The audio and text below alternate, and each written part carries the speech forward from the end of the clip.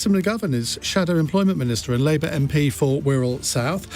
Full of wisdom is Benjamin Cohen, Chief Executive of PinkNews. And Joe Phillips joins us as well, political journalist and writer. They're here to take your calls and your questions. The number to call 0345 6060 973. And you can watch us on Global Player. Call 0345 6060 973. Tweet at LBC. Text 84850. Cross question with Iain Dale. This is LBC.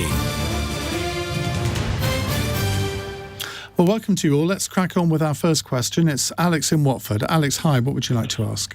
Good evening.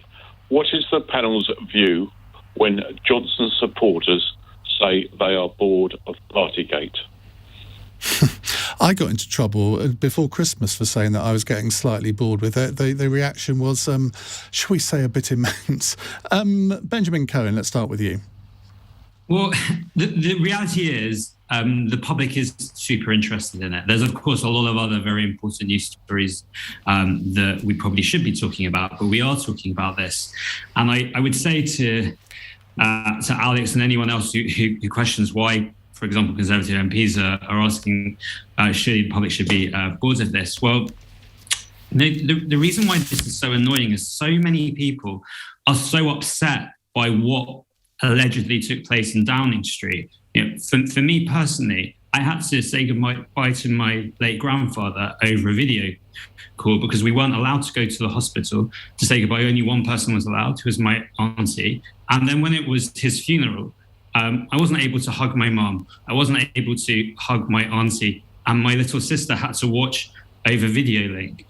And what happened to our family, which was just a couple of weeks after one of the gatherings, is so common to so many families all around the country. And that's why people aren't bored of this story, because they see it as hypocritical, what supposedly went on there. And they really just feel it's unfair, the sacrifices that so many other people went through, but seemingly members of the government didn't. And the final thing I would say is, as a business owner, as you said, I'm the CEO of PinkNews, I do question, why did all those people even need to be in offices at all?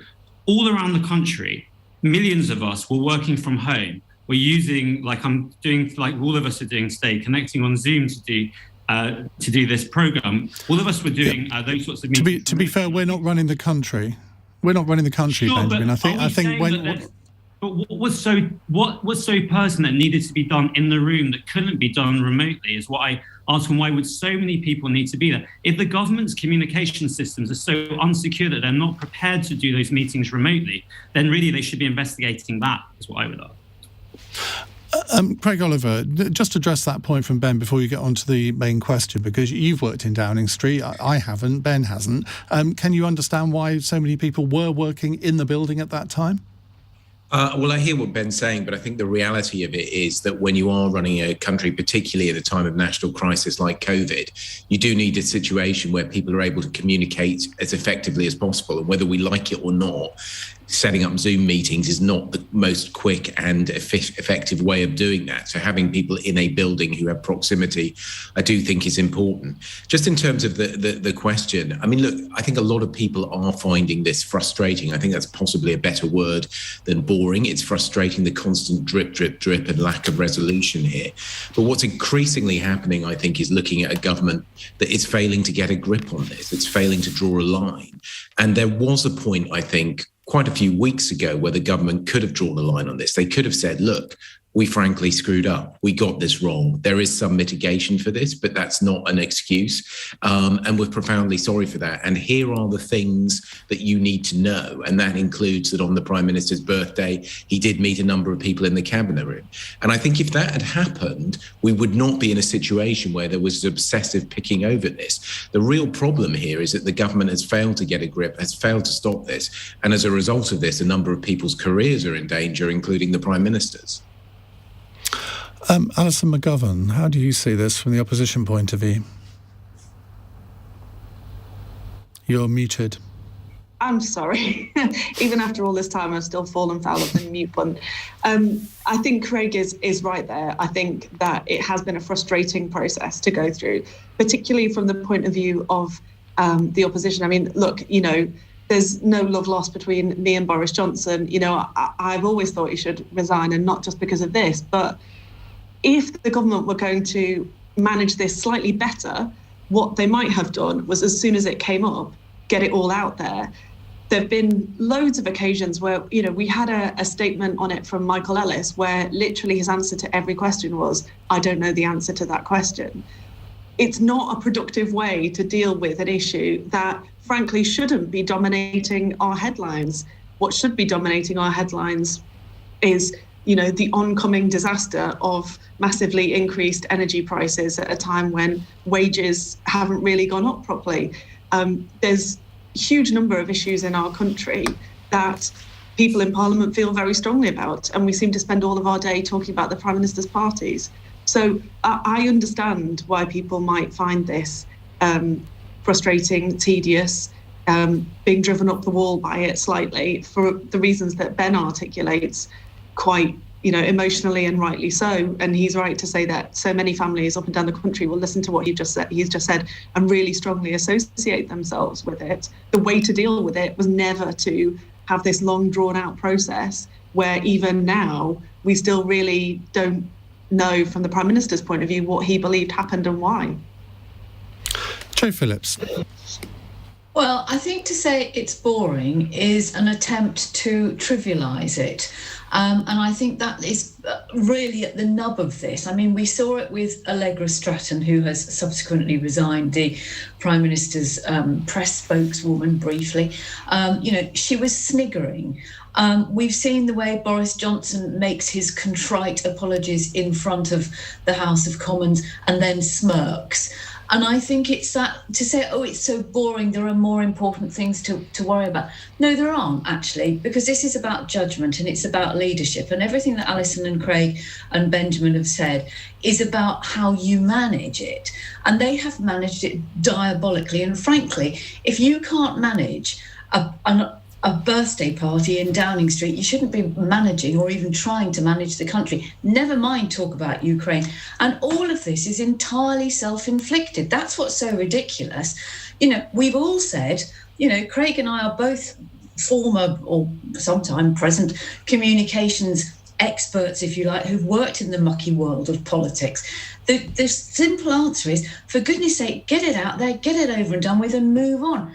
And frankly, Mrs. Johnson, Carrie, who is supposed to be, you know, a former communications guru for the Conservative Party, she doesn't seem to have a grip on it at all. You know, this is entirely self-inflicted, Ian, and the government could have stopped it. Boris Johnson could have stopped it, but they've let it drip, drip, drip because they haven't been able to have the gumption to say, this is what happened. We're really sorry. We completely screwed up. End of. The next disaster for them could be tomorrow when Boris Johnson decides not to publish the entire document. Craig, can you see that as a possibility, or do you think that even the current number 10 communications team would see that was a very stupid thing to do? I can see the potential situation where they say that they don't want to publish the whole thing. Look, the problem is it's a bit like the joke, isn't it, where somebody asks directions and you say, look, well, I wouldn't have started here. The point is that basically the government could have got a grip, as we've all said, of this weeks and weeks and weeks ago. I do think that tomorrow, if they don't publish it in full, that will just create more energy into the story and make it worse going forward. So yes, I think they probably need to do that. But will that be another painful experience? Yes. I think what's really going on here, what the nub of the issue here is, what are the Conservative MPs going to do? The Conservative MPs need to decide whether or not they call a confidence vote in Boris Johnson. I think that they're showing signs of being incredibly punch drunk at the moment. If you look at cabinet ministers that are going out on the media, they seem to be losing their patience with having to sort of defend this. You saw a Conservative MP on Channel 4 News tonight saying that the Prime Minister was ambushed by cake. I mean, this is a ridiculous situation that they're having the Mickey taken out of them for coming up with ridiculous. Well, the Prime Minister does like to have his cake and eat it. I think we all remember that, don't we? Cakeism is his number one policy. But look, I mean, I think that the Conservative MPs, probably what's happening is that the mature ones are saying, look, we shouldn't be here. This is a complete mess. We do need to see how this develops over the coming days and pick our moment. What they don't want to do is pick a moment and he ends up sticking in the job and that they can't challenge him for another year, or they pick their moment and the wrong person ends up being Prime Minister again. So I think wise and mature Conservative MPs are saying, look, this probably is going to happen. Let's just take our time. It is agonising over the days that it's going forward, but let's just allow a little bit of time so that we can marshal our troops and forces and stop that. The danger, I think, for them in that is that somehow that the Prime Minister does cling on, and they're deeply worried about that, clearly. Alison, it's going to be a big day tomorrow, one way or another, assuming that the report is published tomorrow and Boris Johnson appears in the Commons after PMQs. We think that's the most likely timing. It could be later in the day. That's a very crucial moment for your leader, Keir Starmer, isn't it? I mean, he was very pumped up at PMQs last week. Some would say possibly a little bit too pumped up and wasn't very strategic. These moments for opposition leaders can either make or break them, can't they? We remember Neil Kinnock over Westland, where he completely missed his attack on Margaret Thatcher. Now, admittedly, that was a very long time ago. How do you feel when you're on the back you're a front bencher, but at PMQs you're sitting on the back benches? How do you feel when you're watching him in action? And are you sort of almost like willing him to do well? Obviously, you want him to do well, but what's it like being there? The main thing when Boris Johnson is answering Prime Minister's questions is to remember to be well behaved and not shout your head off at him, because that's often what you feel like. But Speaker Lindsay Hoyle doesn't appreciate that sort of behaviour. So the main thing is to try and remain calm. I think Keir looks always confident at Prime Minister's questions, because he always looks to me like he knows the questions that he wants to ask and he looks determined. And I think that he does an excellent job. I mean, you'd kind of expect me to say that, but in this context where, as I was saying before, it's been incredibly frustrating, because what seemed to be quite simple questions like, was there a party? Did you go to the party? Just don't get answered in a way that you would imagine are in the interest of the Prime Minister, because then he could potentially try and draw a line under it. So I think Keir's tried to put the questions in the way that will get to the heart of the matter. And to a certain point, it's felt quite ridiculous in the House of Commons over this. And then there's, as I was saying before, then there's this whole other set of issues that just seem to be not getting enough attention because of all of this. So I think the challenge for us and for any opposition is to make our case. You know, we've got to make our case about the change that we need in our country, and that one that requires a change of government. Okay. And I think we are trying to do that, and we have got, we've got an important year coming up, of which tomorrow is an important day, yes, but it's just one day of many important days in making that case. Okay, we'll keep your calls coming. Cross Question with Iain Dale on LBC. It's 90 minutes past 8 on LBC. 0345 6060 973. If you'd like to ask our panel a question, we have with us Sir Craig Oliver, former Director of Communications at Number 10 for David Cameron, Alison McGovern, Shadow Employment Minister and Labour MP for Wirral South, Benjamin Cohen, Chief Executive of PinkNews, and Joe Phillips, the political journalist and writer. Jackie in Bermondsey has texted to ask, has Partygate been another example of the Met's complete incompetence? Shouldn't we just get rid? I don't know whether Jackie means get rid of the Met. It would be quite something to get rid of the Metropolitan Police Force, but I completely understand the sentiment in some ways. Joe Phillips, let's come to you first. Why do you think that they didn't investigate in December, but they are now? Well, I think the reality is that they probably didn't want to investigate something that seemed so petty, that after all is not going to see Boris Johnson hauled up at the Old Bailey or anybody else. The most he's going to get, or anybody involved is going to get, is a slap on the wrist and a fixed penalty notice. But there are questions about the security around Downing Street. I mean, it is the most heavily policed house, building, street in London, if not the country. And you would think, wouldn't you, that if you'd got people breaking children's swings and sleeping and having raucous parties in the garden until the early hours, that a police officer might have noticed. I mean, the Met police is under the cosh for a lot of reasons, and quite rightly. And, you know, that's why Louise Casey is being put in to try and find out what's gone wrong. There are questions over Cressida Dick's leadership, but of course she got her term extended by this government.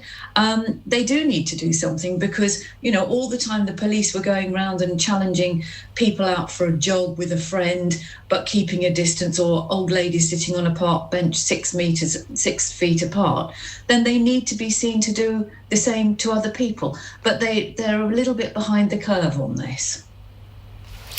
Why do you think it was that they announced it today, given that they knew Sue Gray was nearing completing her report? You'd have thought they might have waited for that to be published. Apparently, according to some newspaper reports that are coming in this evening, there is now photographic evidence which puts a whole different slant on it, which has been provided to Sue Gray. But of course, what it does mean is that civil servants who might have been frightened for their job and their future will feel certainly obliged, if not legally obliged, to talk to the police, whereas they might not have done to Sue Gray.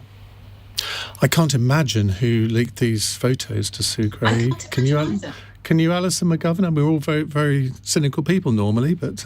None of us here. We can say that for sure. Yeah, we can. Alison? I mean, I haven't been inside Downing Street in a very long time, so it definitely wasn't anything to do with me. But I do think this is really important, actually, because we have policing by consent in this country. And I know just how challenging it was. I don't, know them inside of the Met at all, but I'm a Merseyside MP, and I know how challenging it was for Merseyside police to go through this period where they were being asked to, do things, enforce public health measures that were really difficult. And nobody wanted to see, definitely not in Merseyside, nobody wanted to see a hard-won good relationship with the local community put at risk because of that. So I think it's got to be fairness for everybody. It's got to be, everybody treated the same. And that's how you maintain that principle of policing by consent. Add to that the public health scenario where public health messages only work if people think that by and large everybody's sticking to it. So of course it's a question of the policing, but for me it's also, I think we've learned a lot about how well or otherwise different public health messages work. And without kind of labouring the point, the Dominic Cummings moment of Barnard Castle and all of that, was particularly pointed out to me by directors of public health as being really problematic for them. It is obviously that those who make the rules should stick to them, but it's also when you're in a scenario where you're trying to communicate a straightforward message that everyone really needs to stick to, you need to kind of maintain that from top to bottom. So I do think that it really matters that the Met get this right. They also, you have to remember the pictures we saw, the shocking pictures of their intervention at a peaceful vigil for Sarah Everard at Clapham Common. That wasn't a boozy party. It was a respectful vigil, to a woman who was found to have been kidnapped and murdered by a serving police officer. So, as Alison says, you can't have one rule for someone, one rule for the other. The Met have got many, many questions to answer, and it will be very disappointing if this becomes just yet another fudge. Benjamin Cohen. I was thinking back to a conversation I actually had last week with a very senior police officer who was actually speaking to me about a completely different issue. A couple of weeks ago, at the end of last year, there was the results of an inquest into the Met's handling of the murders by the serial killer Stephen Port and whether they failed the LGBT community. And the police officer asked me, why do you think is it because of this reason that LGBT people don't like the Met? And I said, I think the thing is that LGBT people are just like everyone else, and they don't like the Met for quite a lot of reasons. One of them is the failure to investigate the parties in Downing Street. One of them is the Sarah Everard case and the handling of those peaceful vigils. There's Black Lives Matter. There's a whole heap of different things that the Met is dealing with. And so for the question, for the person that texted in to say, should we get rid of the Met? no, we shouldn't be getting rid of the police, the main police force in the UK because of this one failure. But I think there's some very real questions into a lot of activity that the police are doing and whether they're failing various different communities around the capital. Craig. I'm going to stick up for the police and Cressida Dick on this one. I think it's really easy to be an armchair general on these sort of things and draw in a whole load of other situations and pretend that they've got something to do with this one and tar the Met Police with the same brush. I mean, I think the reality is, first of all, there aren't police all over Downing Street. There aren't police standing by the swing in the back garden. It's perfectly possible for police not to be aware that somebody's on a swing in the back garden and breaking it. The other thing is that there is a process here, and Sue Gray has investigated it. It seems fairly clear to me that what's happened is Sue Gray has said, look, I have found information here that you need to look at. They've handed it to the police, and the police, as a result of that, has said, OK, we're going to investigate. That seems to me to be the process working. I think there's a danger quite often, particularly in the modern media world and social media, where we expect everything instantaneously and immediately and aren't willing to allow process to take its course. It seems to me that process has taken its course. The police are investigating. Let's see what they come up with. Steve in London says, 23 minutes so far on Partygate. Whilst big global issues need focus, UK politicians and politics are in a very poor state of health at the moment. Well, we are going to come on to a different question in a second. And after 9, we are going to be doing an hour-long phone-in on Ukraine. I think we've done more on Ukraine on my programme than virtually anyone else in the media, but I take the point. Malcolm in Bodmin says, it's noticeable you've stopped going back to questioners after panel answers. Are you afraid of hearing listeners' thoughts on their own questions? Not at all. If I don't go back to someone, it's either a case of time or it's a case of they've already made their views very clear in what they've asked in the question. But I do go back to people where I can. Anthony is in Staines. Anthony, what would you like to ask? Yes, hi there, Ian. Yes. Well, if Kiev falls to Moscow, will that save Boris Johnson's career as Prime Minister? How do you work that one out? I don't know. It's a good distraction for him, isn't it? The invasion of Ukraine. OK, that's an interesting one. Craig Oliver? I think it's easy to see the world in terms of a kind of conspiracy. I mean, he has absolutely no control over what Putin is really doing other than in joining in a community of leaders and taking action in terms of perhaps sanctions or that kind of thing. I mean, I just think it's a bit of a conspiracy theory to say it suits him. The reality, as Ian says, is that Partygate has been top of the news agenda. It's been dominating everything. And Ukraine has unfortunately been, demoted as a story, and with the honourable exception of LBC in the last hour spending a whole hour on it. Look, the reality is that Boris is on the hook. There's a lot of attention on him, and he's not getting off the hook anytime soon. And there are things going on around the rest of the world. It's not just Ukraine. Afghanistan is a hellhole. It is hell on earth, with winter and people selling their children and their kidneys and their blood in order to survive. But we've forgotten about Afghanistan. And there is no doubt that, it was ever thus, that the stories that dominate our newspapers tend to be domestic. And they tend to be the ones that have got, traction. And as we've already said, this has got traction mainly because the government have failed to get a grip on it. But there's also that sense of powerlessness in the face of terrible things that are happening abroad. But, foreign news has always been the poor relation, if you like, of news coverage.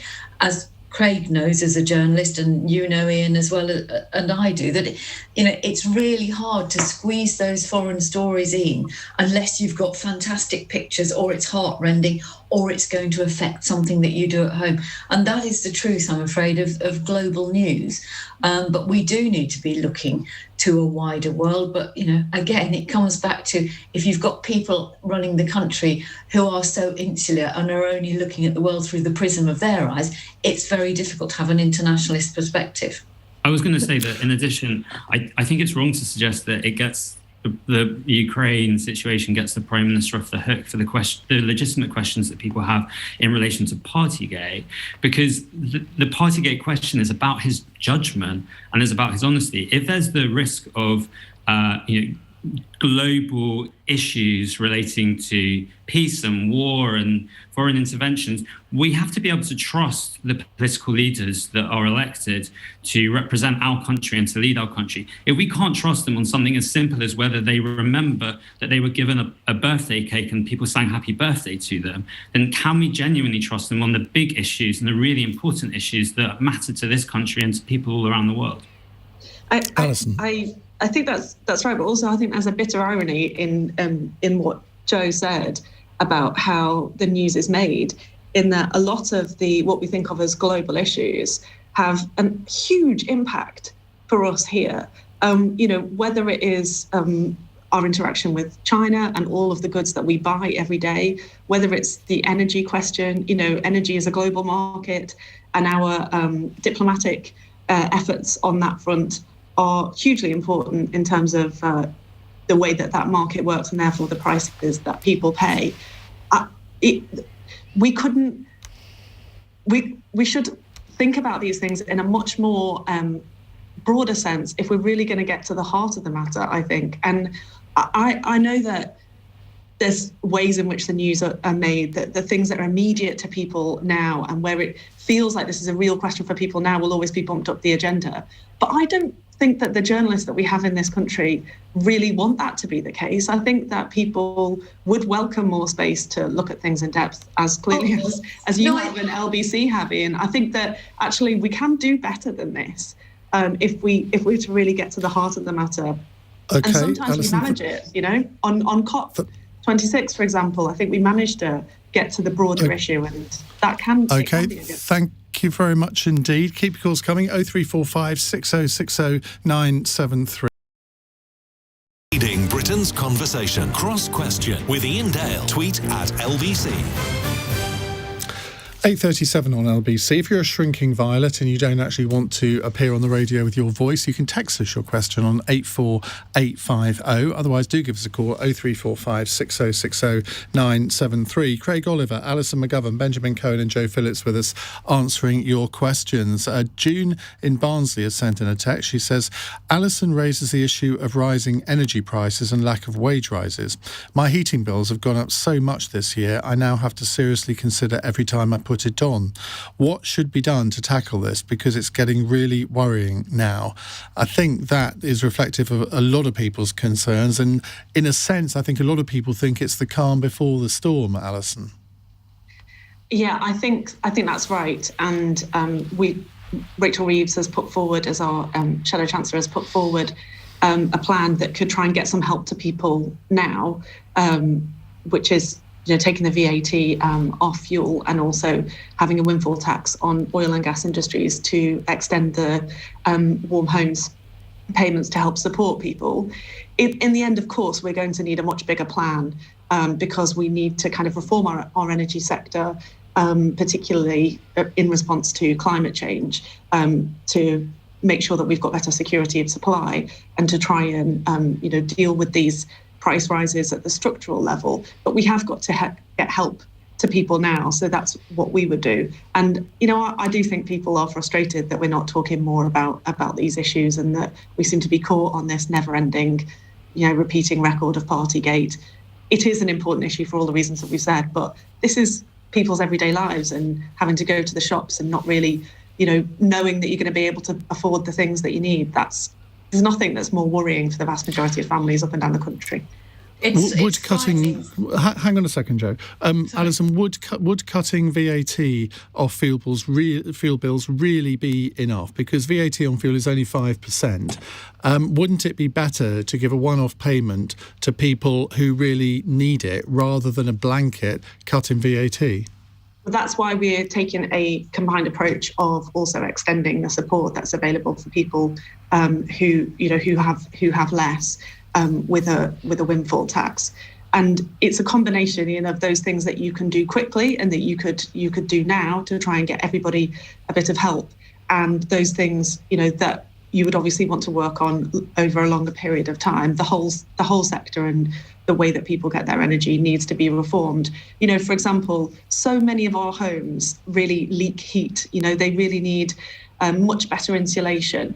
That is a big job and will take, a good few years, to say the least. So there is a big agenda here to get on with. But we've got to have a combination of those things that we could do quickly to give people help. And that, frankly, I would like to see the government do it to get people that help. And those things that we need to work on over time. How much would your windfall tax be on the energy companies? I don't have the figure right in front of me, but it would help people with hundreds of pounds off their bills. Well, how do you know it would be hundreds of pounds if you don't have the figure? Because I don't have the figure that it would bring in. I can check that. I've just been dealing with other things today, so my apologies for not having that in front of me. But as I say, we would take that combined approach of things that we can do now, and also, but not forgetting that in the long term that we need a whole series of reforms. Benjamin Cohen. I think it's really tricky. The energy prices are going up significantly. I've really noticed it since we moved out of central London and into the country, and we've got a bigger house and as was just said, there's a lot of heat is definitely going out of the windows in a bigger, older house where things are going out. So everyone's noticing that. I think it's definitely also, there's a link to the other story that's being talked about in relation to Ukraine, because energy prices are going up, gas prices are going up. I read something earlier today suggesting that Gazprom, the main exporter from Russia's, JP Morgan were estimating that the profits for Gazprom, due to the increasing prices and the variability that's happening because of the threat of there being conflict, would increase their profit by $60 billion this year. That price is ultimately going to be paid by consumers all around the world who rely on the energy that's coming from that country, or the gas that's coming from that country. So, unfortunately, the measures that might be taken, thinking about things like the 5% of the VAT being withdrawn, if that were to be done, as Labour suggesting, I'm not sure whether that's really going to solve the problem that we have, which is that we have rising prices across the board, and they're only likely to rise further if some of the threatened conflict may well happen. Joe Phillips. Well, I think it's not just the cost of energy; it's the cost of food, and it's absolutely shocking. And it's you don't have to go very far to see that it's not just the odd penny or two here and there. It's 20, 30, 40% increases on really basic things, which is why food campaigners like Jack Monroe are trying to start to do stuff to help. But bear in mind, this is a government that had to be shamed by Marcus Rashford and his campaign into giving free school meals to kids during the school, or when they weren't at school because of the COVID close down of school. Previous governments have ignored warnings about having adequate storage space for energy, and we've got the anti-climate change, the climate change deniers saying, this is a sort of it's all because of net zero, we can just carry on without doing this. This is all about short-termism. It's about governments, not just this one, but previous governments, not looking ahead, thinking about how we're going to build houses that are safe, warm and affordable, how we're going to look at the food that we supply, that we teach people how to cook. All of those really basic common sense things that have just gone by the wayside with, announcements over this, that and the other. Levelling up where? We haven't even got the white paper up, and by April, when the national insurance increases come in on top of the energy prices and the food prices, there won't be anything to level up because we will have been levelled to the ground. You're a little ray of sunshine tonight, Jo, aren't you? I just find this government so diabolically appalling that, in a long time in politics, this is the worst government I can think of.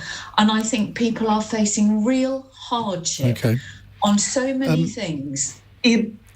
Craig Oliver, this whole idea of energy security, I can remember in about 2014, Liam Fox saying, I need to talk to you about something, can you come and see me? And he started talking about energy security, and I will admit my eyes slightly glazed over. But this was 7 years ago. He saw it coming. Why did no one else? I don't think it's fair to say that no one saw it coming. Actually, the reality is in government that there was a lot of energy and effort going into this. I remember Oliver Letwin in the Cabinet Office spending a huge amount of time on this, and it's a profoundly important thing. What's really, I mean, it is the real political issue at the moment is energy bills, and the government knows that it's incredibly toxic to it if they can't do something about it to alleviate some of the pain. It's interesting, I think, that a lot of Conservative backbenchers are currently trying to get the government to postpone or even cancel the national insurance rise, which is coming in April, because they know that that's going to be painful as well. Of course, the reason that national insurance rise is coming is because they want to be able to help pay for social care. So we are in a situation where there are lots of complicated, difficult issues which really cross over with each other and are confusing. And I think that the problem that the government really is facing at the moment is it's not really being able to tell a story on that or explain that well. It's just spending all its time dealing with Partygate. And so that's not true. They've told a story because they've told a pack of lies. Boris Johnson told a pack of lies about, Europe, once we're out of Europe, we can cut VAT. Well, then cut it. Even though it doesn't make a difference, with respect, I think we're actually agreeing with each other here. The government is not being able to talk about the issues that really matter because it's stuck on other things. Look, the reality is it is a complicated, difficult, messy situation. There are solutions out there, but it means taking choices that are painful in other areas. And the government is really struggling to even begin to explain that to people. They need some sensible women in Downing Street. Isn't that the answer to every problem that the country has? Well, no, but I'm afraid when you've got, I think we're after the watershed, but when you've got willy wavers on patrol in Downing Street and around the world, you sometimes need some sensible women to go in and say, for goodness sake, grow up. Don't you agree, Alison? You've got football boots behind you.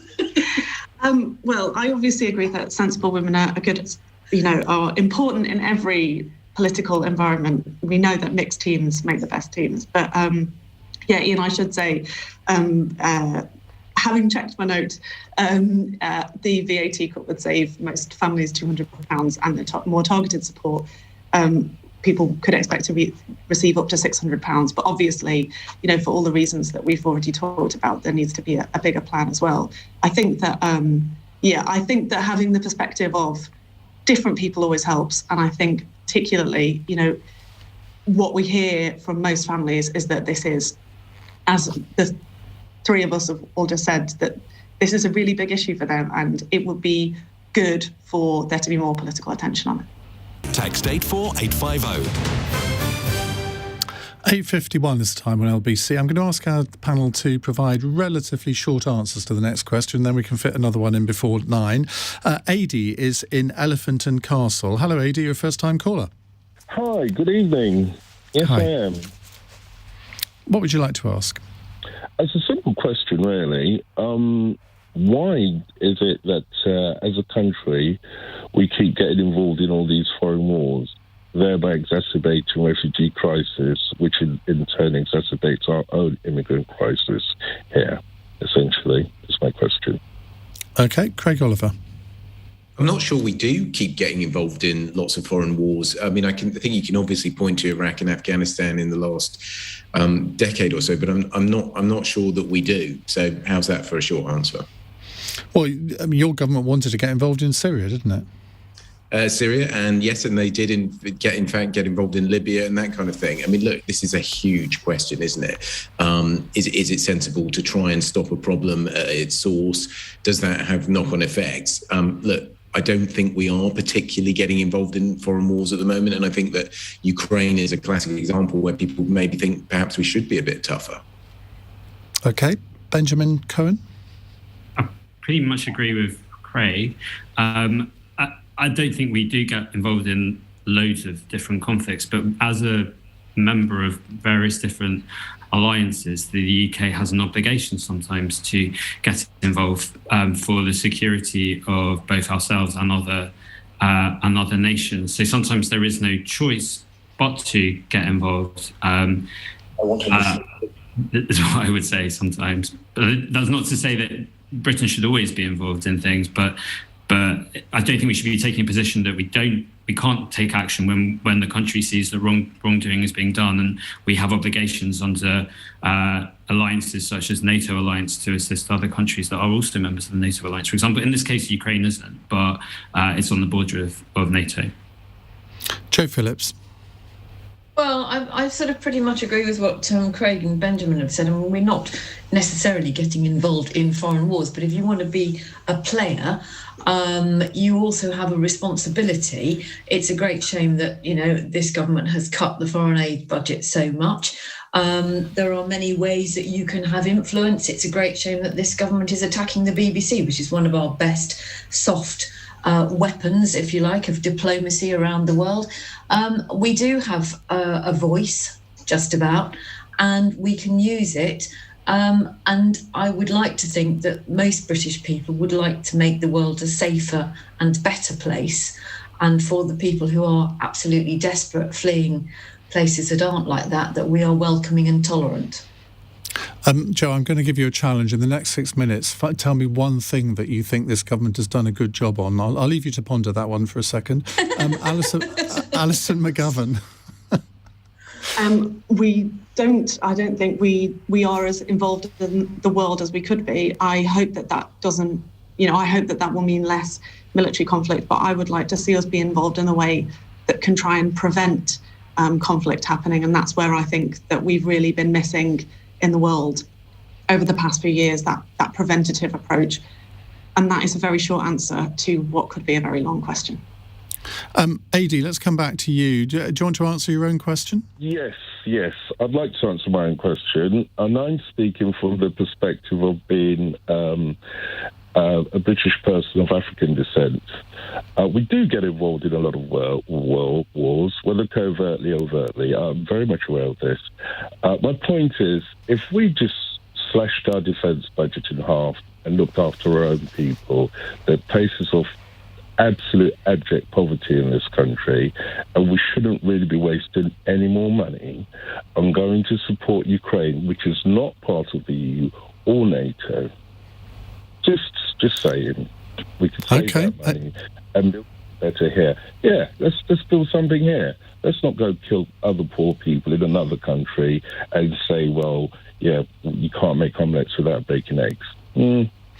Sorry, thank you very much. I was going to say, if you slash the defence budget by 50%, that doesn't necessarily protect people in the UK, because that doesn't prevent other foreign powers who may wish to do harm to people in the UK from being safe if you don't have the budget to defend yourself. Right, let's move on to a final question. AD, thank you very much. Lucy in Surbiton texts, Helen Hayes, she's a Labour Shadow Children's Minister, says the government is failing to get a grip when it comes to children's social services, as demonstrated by the tragic deaths of Arthur Labenjo Hughes and Star Hobson. Is she right? Joe Phillips. I think that again, this is a very, very, very complex issue. Local authorities who, by and large, run social services and social workers have seen their budgets cut for years and years and years. COVID, with kids out of school, out of sight, off the radar, has made things a lot worse. Social workers are derided. It's a terribly hard and stressful job with a turnover rate pretty much on a par with the National Health Service. It's very, very difficult. You can't solve it just by throwing money at it, but we all have a responsibility for the children around us. What happened in at least one of those cases is that grandparents, neighbours and other people called for help and nothing was done, and that's what makes it all so tragic. Alison. I think she is right. I think a lot of people, have heard about the recent cases that you just mentioned and been absolutely devastated. We have to recruit people to social work, and it is a really challenging job. Particularly in areas where, particularly in areas like London, for example, where housing, is not cheap either. So I think that she is right. And I hope that, we can use these devastating moments to try and act on some of the structural things that will make this better in future, whether that is making sure that we've got proper joined up teams that can all take notice of what's happening to children, or recruiting good social workers. I hope that that's what can come out of these situations. Craig? Yeah, I mean, it's deeply upsetting and deeply worrying, and we could all name lots of examples of this going back over the last decade. I think I've been around the block long enough to know that just pointing the finger at one particular area and saying that is the problem and that it's just simply that isn't the right way to go about this. Questions do need to be asked, not from the point of view of totally blaming, but from trying to understand and trying to make sure that it never happens going forward. And I think that just simply pointing a finger and saying it's down to one specific thing isn't the right solution to it. It just creates a dynamic where people become very defensive, and we don't need that. We need people to actually look at this openly and honestly and say, look, how do we stop it happening again? Did austerity have an impact? I don't know enough about the details of the cases, and I think you're kind of proving my point by just trying to say that one specific thing is an issue. It's much more complicated than that. Benjamin? I think it is incredibly complicated. I know that LBC did some polling into social workers on this, and that I think it's about half of social workers are considering quitting, which is really, really worrying, because it means there won't be enough people to provide the right help to those vulnerable people. I think this kind of also links to some of the other questions of like cost of living and the generational impact that there's been for people in this society, not least because of COVID. There's lots of children not being in school, not been having the normal contacts with education, with teachers. If there's not enough social workers to pick up the pieces, I think it's really challenging, and it's just really unfortunate, and more needs to be done, more needs to be funded. I don't think you can give an answer on this in a few seconds, though. Unfortunately, it's a really... Right. You can give an answer in a few seconds on our final text, which is from James in Swansea. Taylor Swift is at war with Damon Albarn, lead singer of Blur. So out of date. He's lead singer of the Gorillaz now, isn't he? Popular music beat combo, I gather. Because he said that she doesn't write her own music. So if it's a straight choice, who do your panel prefer, Blur or Taylor Swift? Should say that Damon Albarn has since apologised and said he was misreported for clickbait. Alison, what's your... I mean, personally, I would say Meatloaf, but... I mean, this takes me back to the 90s where it was like Blur or Oasis, to which the obvious answer was Pulp. But I think these days I probably I don't know. I'm not sure I've got a favourite between Damon Albarn or Taylor Swift. I'm not a massive fan of either, but yeah, I think probably still Pulp is my answer. I think I'm detecting from that if I asked you to name a song by either artist, you might struggle. Craig Oliver. What Blur or Taylor Swift?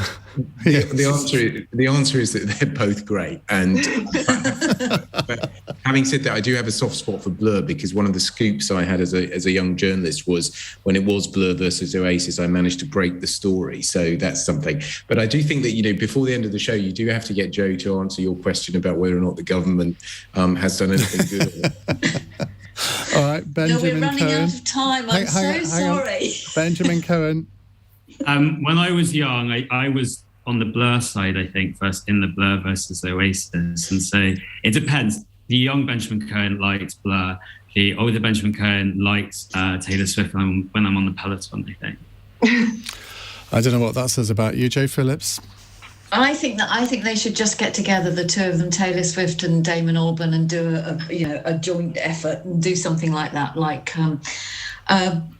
George Michael and Elton John. That would be lovely, wouldn't it? And a sign of harmony.